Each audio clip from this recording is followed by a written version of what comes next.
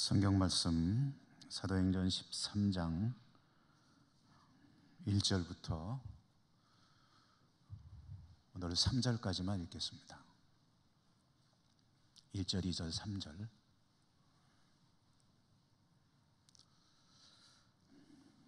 세 절이니까 함께 읽으시도록 하죠. 1절, 2절과 3절입니다. 읽습니다. 안디옥 교회에 선지자들과 교사들이 있으니 곧 바나바와 니게르라 하는 시므온과 구레네 사람 루기오와 분봉왕 헤롯의 젖동생 마나인과 및 사울이라. 주를 섬겨 금식할 때에 성령이 이르시되 내가 불러 시키는 이 일을 위하여 바나바와 사울을 따로 세우라 하시니 이에 금식하며 기도하고 두 사람에게 안수하여 보내니라. 아멘. 12절까지 읽을 예정이었는데 말씀을 준비하다 보니 앞부분의 분량이 좀 많아져 가지고 예정된 내용을 두 차례에 나눠서 전해드리도록 하겠습니다. 오늘도 주님의 은혜가 함께 하시기를 기원합니다. 생명의 복음이 전해지는 이야기 사도행전, 몇 차례의 전환점이 있습니다. 처음에 주님 승천하시고 그 다음에 사도들이 어떻게 그렇게 복음을 담대하게 전하는 사람들이 되었는가 하는 성령의 강림, 그리고 그 이후 여러 차례 위기와 예루살렘 교회의 기적들, 사울이라고 하는 사람의 등장, 이런저런 전환점들이 있는데요. 그때마다 우리가 볼 수 있는 것들이 그것이 복음 사역으로 해서 좋은 것이든 나쁜 것이든 하나님께서 그 일을 다 활용하신다. 그래서 생명의 복음은 계속 확산되어 가게 하신다. 사람들의 좋지 못한 생각으로 교회를 박해하고 생명을 빼앗고 하더라도 하나님은 그것까지도 복음이 확장되는 그런 동기로 사용하신다. 그러니 사람의 가장 지혜로운 것이 하나님의 가장 어리석은 것보다 뛰어넘을 수가 없는 것이다. 아무리 사람들이 이런저런 생각을 하고 그것을 추진해 나가더라도 하나님께서 그것을 좋은 것으로 바꾸신다. 근데 좋은 것이라는 것은요, 사람의 어떤 원하는 것과 일치될 수도 있지만 그러나 일치되지 않을 수도 있습니다. 왜냐하면 하나님에게 좋은 것이기 때문이고, 사실은 하나님에게 좋은 것이 사람에게 궁극적으로 좋은 것입니다. 다만 사람들은 내다보는 그 시거리라고 할까요? 보는 거리가 하나님만큼 길게 보지 못하기 때문에, 그러니까 지금 당장 눈앞에 벌어지는 일만 보고 본인이 힘들면은 안 좋게 생각하고, 본인이 즐거우면은 하나님이 축복했다고 생각하고.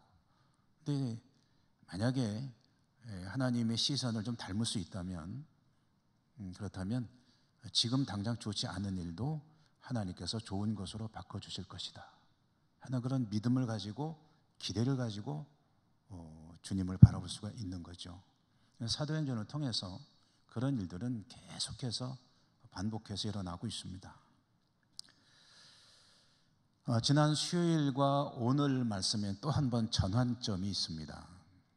지난 수요일에 본 말씀에 한 단락은 뛰어넘었는데 그렇게 중요하지 않다고 생각해서 뛰어넘었습니다만은 헤롯이라고 하는 인물 이야기는 건너뛰었고요. 그 앞에 보면은 사도 베드로가 감옥에서 구출된 이후에 어디론가 이제 떠나가는 이야기. 베드로가 떠나갔다 그러는데 사도행전에서도 떠나갔습니다. 그래서 이제는 사도행전에서는 베드로는 중심이 아니고 바뀝니다.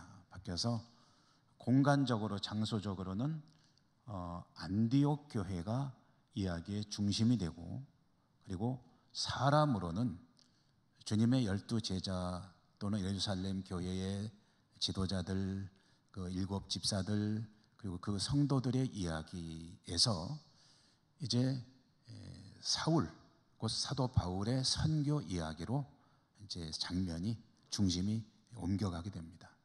본격적으로 땅 끝을 향해서 복음이 확산되는 이야기가 전개되는 거죠. 그런 어떤 큰 틀에 대한 이해를 가지고 이 말씀을 함께 읽어 나가면은 사도행전을 통해서 신약 성경의 어떤 틀을 잡는 데 많이 도움이 될 겁니다.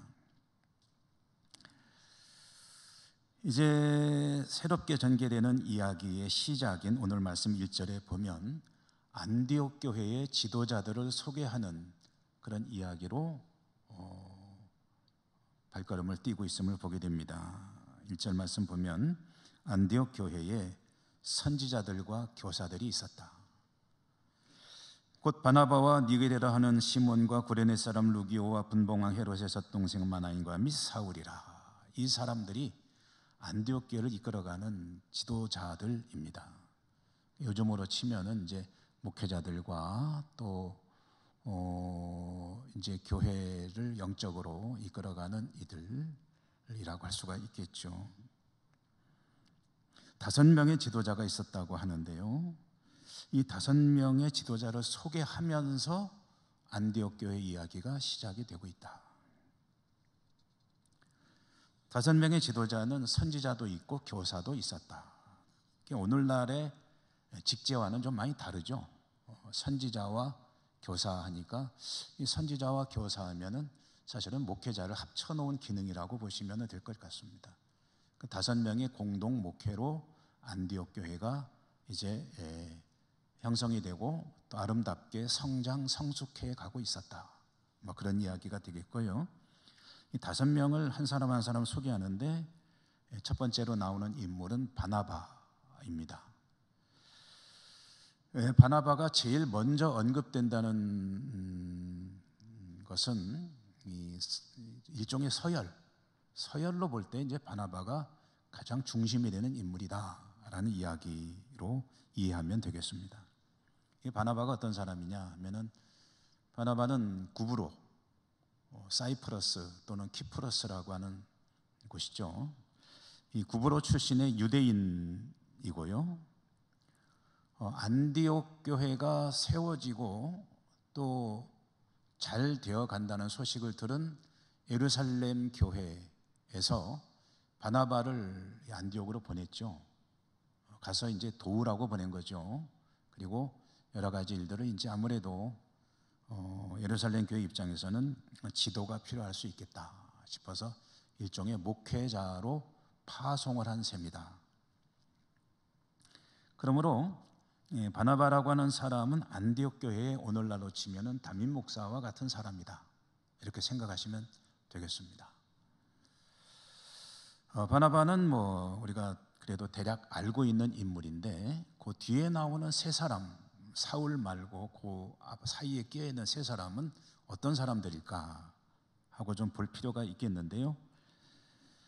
두 번째로 소개되는 이는 니게르라 하는 시므온이라고 했습니다. 시므온이 어떤 사람이냐? 시므온이 이름이죠. 시므온이 이름인데 시므온이 어떤 사람인지를 알 수 있는 정보가 딱 단어가 하나밖에 안 나옵니다. 그거는 니게르라 하는 시므온. 그러면은 니게르라는 말은 또 뭐냐 하면은 이제 검다는 뜻입니다. 검다. 니게르, 검다. 그래서 이 니게르라는 말에서 나온 우리가 잘 아는 단어가 니그로입니다. 니그로. 그래서 니그로라는 말이 원래는 그런 뜻이 아니었는데 이 니그로가 언제부턴가 피부가 검은 사람들을 비하하고 경멸하는 것처럼 부를 때 쓰는 단어가 돼버렸죠. 근데 원래는 그런 단어가 아니었습니다. 니그로는 피부가 검은 사람을 일컫는 말이었습니다. 어쨌든 이 시므온이라고 하는 교회 지도자가 두 번째로 이름이 거명이 된다는 것은 그의 위상이 그렇게 가벼운 사람이 아니란 뜻이죠. 그런데 그가 피부가 검은 사람이었다. 그래서 검은 피부의 흑인 시므온, 이렇게 이제 해석을 할 수가 있겠고요. 그 당시 피부가 검은 사람들은 이제 아프리카 출신이고 신분이 대체로 노예였습니다. 그러니까 안디옥 교회의 두 번째 지도자로 거명되는 이 시므온은 노예 출신의 성도였는데 교회의 지도자의 그룹에 합류한 것이다 라고 추측을 해도 크게 틀리지 않을 것으로 봅니다. 이제 시몬이라는 사람이고요. 세 번째로 소개되는 사람은 루기오라고 하는 사람인데 구레네 사람이다 라고 되어 있습니다. 이 구레네가 어디냐면은 북아프리카의 지금의 리비아를 가리킵니다.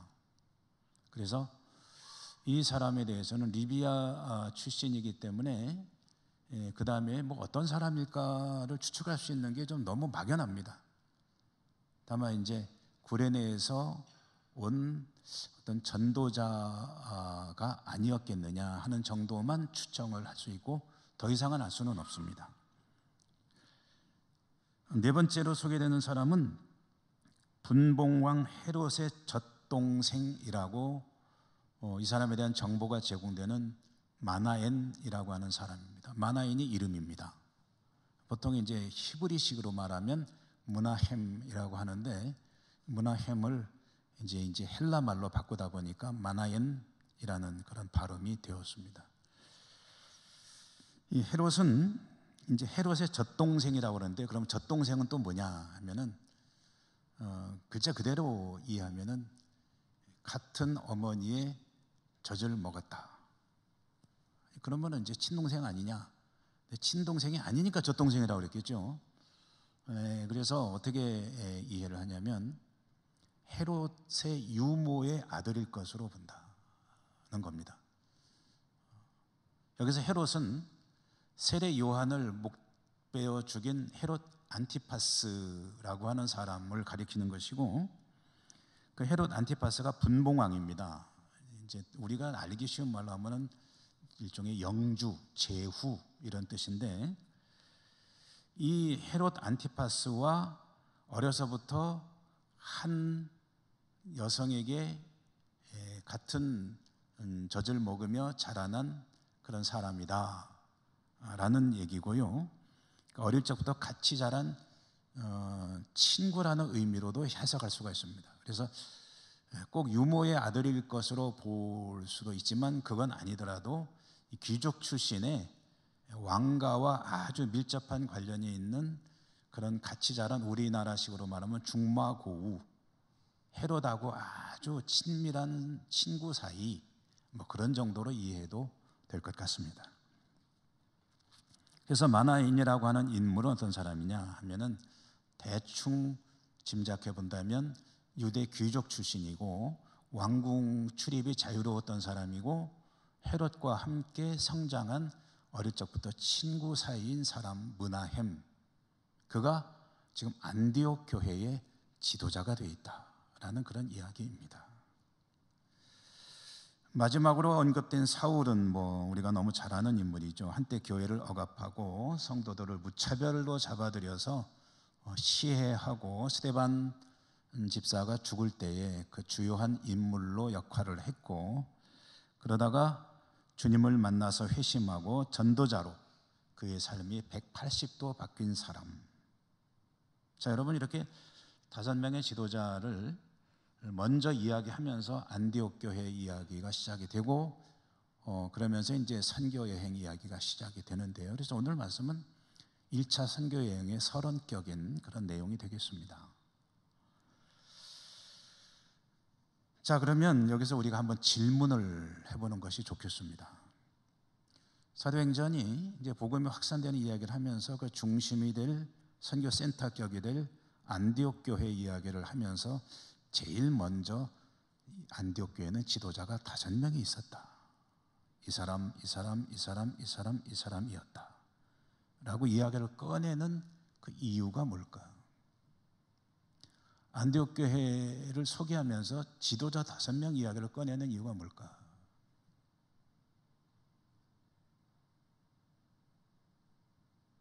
두 가지 정도로 생각해 볼 수가 있겠습니다. 첫째로는 여러분 방금 보셨지만 5명의 지도자가 출신이나 그 배경이나 일종의 성분이나 이런 것들이 좀 다양하죠. 들쭉날쭉하고 노예 출신도 있고 왕가와 밀접한 귀족 출신도 있고 저 먼 곳에선 유대인도 있고 교회를 짓밟고 있던 박해자도 있고 그중에 또 한 사람은 아마 이건 저의 추측인데 안디옥 교회 초기 설립의 전도자로 활동하던 사람이 루기오가 아닐까 하는 생각을 하는데요. 구레네 출신이죠. 어쨌든 다양한 사람들이 공동으로 목회를 하는 교회인데 교회가 굉장히 아름답게 성장하고 성숙되고 있었거든요. 이런 좋은 교회를 이루는데 기여하고 쓰임받고 있는 5명의 지도자가 이 사람들이었다. 그런데 이 사람들은 그 배경을 보면 참 다양한 출신 성분을 가지고 있다. 이것은 첫째로는 무슨 의미를 가지냐면 안디옥 교회라는 교회가 정말 다양한 사람들로 구성된 교회다. 다 민족, 다 인종, 다 문화, 다양한 신분. 왜 그러냐면은 안디옥이라는 도시가 그 당시에 거대 도시인데요. 로마 제국 내에서 3번째로 큰 도시라고 그러지 않았습니까? 로마, 알렉산드리아, 그 다음에 안디옥. 근데 이렇게 다양한 사람들이 모이는 교회인 안디옥 교회, 정말 각자 생각이 다르고 성장해온 살아온 문화가 다르고 모든 것이 언어도 다르고 그런 사람들이 모이는 교회였다. 그래서 지도층도 다양한 사람들로 구성이 되고 있었다 하는 그 이야기를 하나 들려주고 있고요. 두 번째로는 그럼에도 불구하고 이 교회가 일치를 이루는 교회였다라는 것을 먼저 이야기를 꺼내는 겁니다. 그렇게 다양한 사람들이 모이는 교회였음에도 불구하고 여러분 그 초대교회 때 교회들마다 갈등이 다 있었거든요. 갈등이 다 있는데 그 중에 빼놓지 않고 등장하는 메뉴가 뭐냐면은 유대인과 헬라인의 갈등입니다. 교회마다 그랬습니다. 교회마다 유대인들이 자신들의 입장을 주장하고 유대인들과는 모든 것이 다른 헬라인들은 이방인들 나름대로의 주장을 하다 보니까 이게 조용할 날이 없는 그런 아픔들을 다 안고 있는 거예요. 교회들마다. 그런데 안디옥 교회는 그보다 훨씬 더 많은 다양한 사람들로 구성된 교회였음에도 불구하고 아름답게 일치를 이루고 그리고 주의 사명을 감당하고 있었다. 지도자들 봐라. 5명인데 이 5사람이 각각 다 다른 사람들인데 이 5명의 공동 목회를 통해서 교회는 잘 되어가고 있었다. 그 이야기를 먼저 들려주는 겁니다. 다양한 생각과 가치관과 또 나름대로의 생활 방식과 문화를 가지고 있는 사람들이 일치를 이룬다는 것은 그건 쉬운 일이 아니죠. 여러분 생각해 보십시오. 좀 전에 말씀드렸지만 노예 출신도 있고 그 얼마나 우습게 보이겠습니까? 그다음에 피부까지 까마면은 나도 모르게 속으로 조금 깎아내리려는 그런 생각이 수시로 들 수가 있거든요. 오늘날도 조금은 그렇다고 친다면 그 당시 검은 사람은 다 노예라고 생각할 때 그때 어떻겠습니까? 그를 볼 때마다. 그리고 사울이라고 하는 인물이 비록 회심하여 전도자로 활동하지만 그의 과거 전력을 알고 있는 사람들, 특별히 스데반과 친분이 있는 사람들이 만약에 있다고 한다면 그거 볼 때마다 무슨 생각이 들겠습니까? 지도자로 인정하고 싶겠습니까? 헤롯의 젖동생이라면 헤롯은 세례 요한 사도 야고보도 죽였습니다. 베드로도 가둬놨습니다. 그는 교회를 억압함으로써 유대인들의 인기를 얻으려고 노력하던 사람입니다. 근데 그 헤롯의 젖동생이면 아주 절친이라고 할 수 있는 사람이 지금 교회 지도자로 들어와 있습니다. 그 사람 볼 때 무슨 생각이 들겠습니까?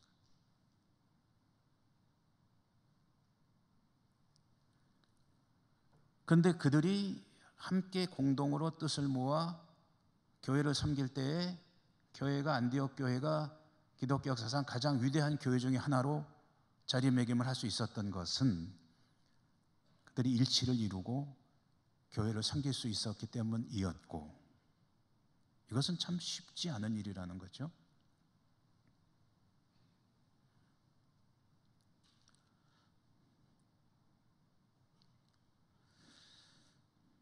그래서 여러분, 교회가 지향해야 될 여러 가지 덕목들, 이뤄내야 될 덕목들이 있는데 그 중에서 결코 빼놓을 수 없어요. 어쩌면 가장 최상위 위치하는 것 중에 하나가 바로 교회의 일치를 이루는 것입니다. 교회는 그리스도 안에서 하나가 되어야 된다.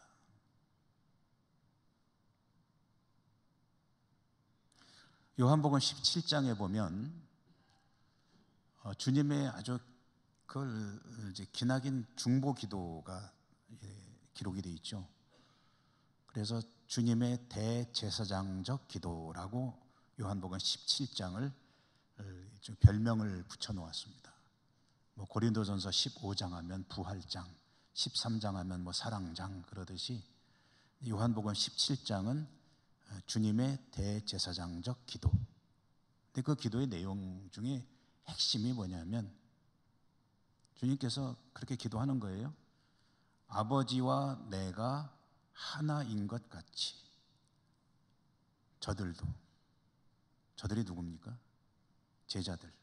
제자들도 하나가 되게 하소서.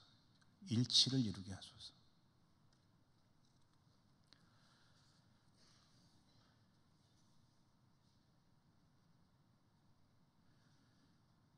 그러면 교회 일치를 어떻게 이루는 것이냐 할 때요, 그게 어떻게 가능한 거냐면은 교회의 머리가 그리스도시지 않습니까? 삼위일체 하나님에게 모든 지체들이 순종하면 됩니다. 생각하는 바를 그리스도의 생각에다 맞춰가면 됩니다. 그러면은 자연스럽게 일치가 이루어지게 됩니다.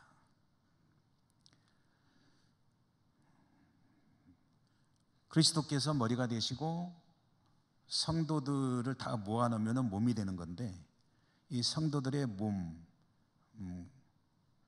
제가 예를 들어서 이제 무슨 손이라고 하십시다. 이 손이 머리 되시는 주님의 뜻에 합당하게 움직이면 아주 조화롭게 일치를 이루어서 활동을 하게 되겠죠. 그게 안 되면 이제 사람으로 친다면 건강에 문제가 생기게 되는 거죠. 그러므로 지체된 이들이 자신의 생각에 대해서 옳다는 확신을 가지고 있더라도 만약에 서로 생각이 다를 경우에는 일단 자신의 생각조차도 다시 한번 들여다보아야 됩니다. 자신의 생각을 잠시 내려놓고 깊이 묵상하고 주님의 뜻에 합당한 것인가를 다시 기도하면서 생각해 봐야 된다는 거죠. 여러분, 뭐 아주 단순하게 이렇게 한번 생각해 보죠. 두 사람의 지체가 있는 교회라고 하십시다. 이제 뭐 막 시작하는 교회라고 하죠. 두 사람이 있는데 이제 어떤 문제를 놓고 두 사람의 생각이 다르다면은 그러면은 어떻게 되겠습니까? 이 두 사람의 생각이 모두 성령님의 생각일 수는 없겠죠. 왜냐, 성령은 한 분이시니까. 그럼 둘 중에 하나일 겁니다. 두 사람 다 아니거나 두 사람 중에 한 사람만 성령님의 생각과 같거나 둘 중에 하나겠죠. 근데 누군지 몰라요. 이 생각도 일리가 있고 이 생각도 일리가 있는 것 같아요. 판단이 어려워요. 각자는 자신의 생각이 옳다고 생각한다고 하십시다. 그러면은 이 두 사람은 모두 자기 생각을 일단 내려놔야 합니다. 그리고 성령의 뜻이 무엇인지를 기도하며 구해야 합니다. 간절하게 구하면 성령께서 깨닫게 해주실 겁니다. 간절하게 안 하면은 답을 얻기 어려울 수도 있겠죠. 자신의 생각을 내려놓고 먼저 하나님께서 갖고 계신 뜻과 계획이 무엇인지 계시해 주십시오 라고 간절하게 구할 때 성령께서 깨닫게 해 주실 겁니다. 근데 그것이 두 사람 다 그런 과정을 거쳤다, 그래서 일치를 이루었다 하면 그것이 바로 이제 성령께서 원하시는 그런 뜻이 되지 않겠습니까? 그러면 일치를 이루게 되는 것이다.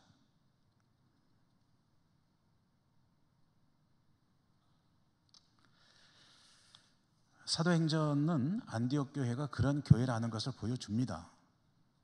어디 있습니까? 1절 말씀 뒤에 바로 이어서 그 얘기가 나옵니다. 실예를 들어서 보여주는 거죠. 2절 말씀 보실까요? 주를 섬겨 금식할 때에 성령이 이르시되 내가 불러 시키는 일을 위하여 바나바와 사울을 따로 세우라 하시니. 자, 우선 안디옥 교회가 주를 섬겨 금식했다고 합니다. 이것은 안디옥 교회가 어떤 문제를 놓고 금식했다는 의미가 들어갈 수도 있겠지만, 그러나 안디옥 교회의 모습이 이랬다는 것을 전해주는 내용입니다. 하나님은 안디옥 교회는 주를 섬겨 주의 뜻을 높이고, 또 섬겨라는 말 속에 이제 예배라는 말이 들어있잖아요. 주를 예배하고 그 금식하는 교회였다. 금식이라는 말은 좀 더 풀었으면, 이 말들을 좀 풀었으면은 예배와 경건에 힘쓰는 교회였다. 다른 말로 하면 성도들이 주님을 예배하고 경건에 힘쓰는 교회였다. 주님의 뜻을 분별하기 위해서 애쓰는 교회였다는 의미도 들어 있을 겁니다. 그리고 영적으로 열심히 있고 더더욱이 성령의 음성에 귀를 기울이는 교회였다라는 의미도 들어 있습니다. 말하자면 주님께서 우리 교회를 향해서 원하시는 것이 무엇인가에 늘 열려있는 마음으로 예배하고 귀를 기울이고 기도하고 말씀 보고 그러면서 힘쓰는 교회였다. 듣기만 해도 기분 좋지 않습니까? 예배에 힘쓰고 경건에 힘쓰고 주의 뜻을 분별하기 위해서 힘쓰고 준비된 교회라는 거죠. 그렇게 애쓰고 힘쓸 때에 성령께서 말씀하십니다. 준비되면 말씀하십니다. 성령이 이르시되, 주를 섬겨 금식할 때에 성령이 이르시되, 성령께서 교회를 향해서 말씀하셨습니다. 뭐라고 하셨죠? 내가 불러 시키는 일이 있다는 거죠. 뭐겠습니까? 선교하라는 겁니다. 선교. 내가 불러 시키는 일을 위하여 바나바와 사울을 따로 세우라. 이 두 사람 내가 선교사로 파송할 거니까 이 두 사람을 파송해라.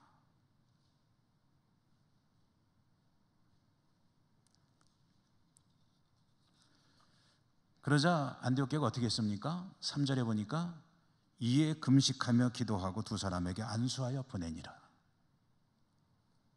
이게 안디옥 교회입니다. 그러니까 쓰시는 거고요. 두 사람은 바나바와 사울이었습니다. 정리하면 이런 이야기가 됩니다. 안디옥 교회는 늘 주님의 뜻에 민감하기 위해 애쓰는 교회였다. 주님의 뜻을 분별하여 실행하기 위해 준비하려고 노력하는 교회였다. 주님께서 명하신다면 무엇이든지 하려고 다짐하고 있는 교회였다. 그러자 성령께서 하나님의 뜻을 그들에게 밝히셨다. 바나바와 사울을 내놔라. 그들을 내가 원하는 일에 쓰려고 한다. 그것은 복음의 불모지에 가서 땅 끝까지 가서 복음의 증인으로 사명을 감당하는 것이다.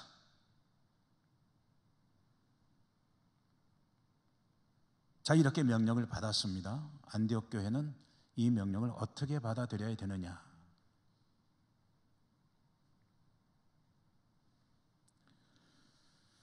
여러분,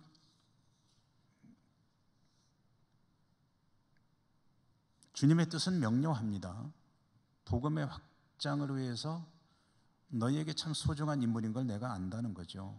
교회 입장에서 현재 교회가 잘 되어가는 일의 주역인 가장 선임되는 일종의 담임 목사와 가장 능력 있게 일했을 사울이라고 하는 두 인물을 쏙 뽑아가지고 다른 일에 내가 좀 쓰겠다 할 때 쉽사리 내놓는 것은 쉬운 일이 아닙니다. 목회자도 그렇고, 예를 들어서 교회를 충성스레 섬기는 귀한 우리 장로님이시라든가 아니면 권사님이라든가 이런 분을 저기 어려운 데가 있는데 거기 가서 일 좀 하게 좀 니네 그 사람 좀 내놔라. 내가 저기에다 좀 써야 되겠다 할 때 저도 안 보내고 싶을 것 같아요. 그런데 하나님께서 더 큰 일을 위해서 선교지로 보내라. 이 두 사람을 정말 내가 잘 사용해야 되겠다. 그러니 이 사람을 지금 복음의 불모지인 그곳으로 보내라 라고 명령하실 때, 그때 교회 입장에서는 어떻게 되느냐?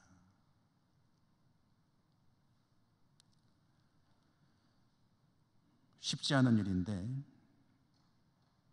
적어도 복음의 불모지로 또 하나님께서 명확하게 말씀하시며 보내라 하실 때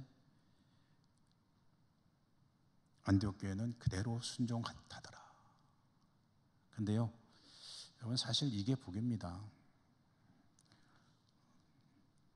교회가 선교사를 파송하는 것보다 더 복된 일이 어디 있습니까?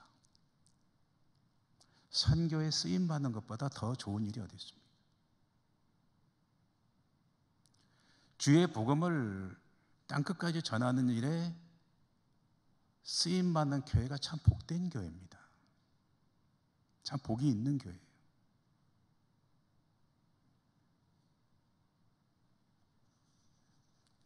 전에도 말씀드린 적이 있는 것 같은데, 교회가 추구하는 기능을 보통 5가지로 이야기합니다. 제일 먼저 예배의 공동체이고, 교육, 하나님 말씀을 가르치고 배우고, 그 다음에 보통 구제라고 하죠. 이것은 어려운 이웃을 돕는 일입니다. 그 다음에 친교는 조금 넓게 보면 하나님과의 교통, 그리고 성도 간의 교제, 이게 교회에 굉장히 중요한 일입니다. 그 다음에 또 한 가지가 뭐냐면 선교입니다. 선교. 그런데 이 5가지의 최종 목적이 뭐냐라고 물어본다면 사람마다 다를 수 있겠지만 보통 선교를 이야기하는 이들이 많이 있습니다. 자, 예배드리고 하나님께 영광 돌리는데, 그래서 뭐 할 거냐? 그 은혜를 가지고, 힘을 가지고 선교해야지. 말씀 열심히 배워서 선교해야지. 열심히 어려운 이들을 도와서 그들에게 선교해야지. 그리고 친교하면서 그 즐거움과 기쁨을 가지고 복음을 전하는 일을 해야지. 그러니까 최종 목적은 선교로 집중이 됩니다. 그리고 선교는 해도 더 할수록 복이 있는 일이 되는 거죠.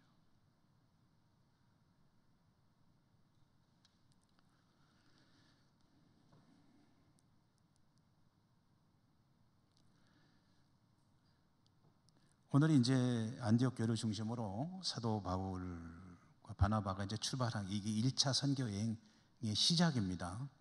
이제 교회가 금식하며 기도하고 안수하여 보냈다 하는 것으로 1차 선교 여행의 이제 발걸음이 떼어지게 되고, 다음 수요일에는 이제 안디옥 교회를 떠나서 구브로라고 하는 섬으로 가는 이야기를 우리가 보게 될 것입니다. 이렇게 성령의 뜻에 따라 선교사를 발송할 수 있다면 정말 복된 일이 아닐 수 없을 것이고요. 선교하는 교회를 하나님께서 복 주신다. 저는 그렇게 믿습니다. 선교에 힘쓰는 교회를 하나님이 복 주신다. 선교하겠다고 나서면 하나님께서 필요한 것을 채워주신다. 선교사를 파송하건 단기 선교를 가든 아니면은 단기 선교 한 번 가든 두 번 가든 이렇게 저렇게 해가지고 어떻게든 복음을 전하는 일에 우리가 힘 좀 써볼랍니다 하면은 하나님께서 그 일 위에 축복하신다.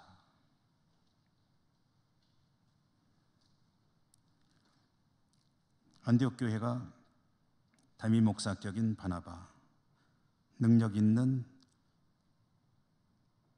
사울, 이 두 사람을 내놓으라는 하나님의 요구에 순종하고 두 사람을 보낼 때 안디옥 교회가 또 금식하며 기도하고 이 두 사람을 안수하여 보냈다. 참으로 복된 교회가 아닐 수 없습니다.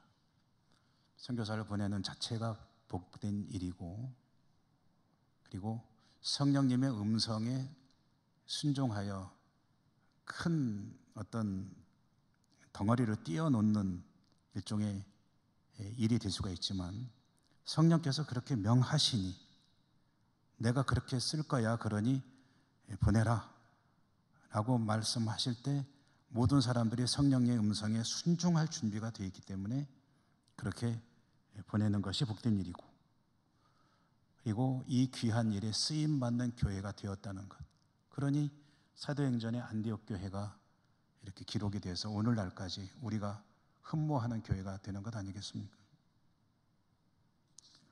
교회 공동체, 성도 개인 마찬가지입니다. 성령께서 말씀하실 때 잘 준비되어 있다가 순종하는 그런 믿음의 삶을 행해 나갈 때 하나님께서 복 주시는 삶이 될 줄로 믿습니다. 저도 여러분도 우리 예천교회도 한국의 모든 교회들이 이와 같이 성령의 음성에 순종하는 그런 교회로 믿음을 지켜나갈 수 있기를 간절히 바랍니다. 은혜로우신 하나님 감사합니다. 사도행전을 읽어가면서 오늘은 안디옥 교회 이야기를 또 함께 보았습니다. 선교하는 교회가 복 있는 교회다 하는 것을 생각해 보게 됩니다.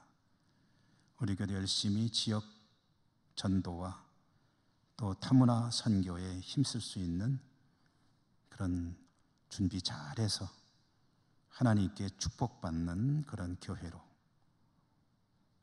세워져 갈 수 있도록 더욱 은혜 내려주시고, 무엇보다도 우리 예천교회 모든 지체들이 성령의 음성에 민감하고 들으려 준비하고 들려올 때 순종하여 하나님께 쓰임받는 교회요 또 성도 각자가 될 수 있도록 저희들의 믿음과 삶을 축복해 주시옵소서.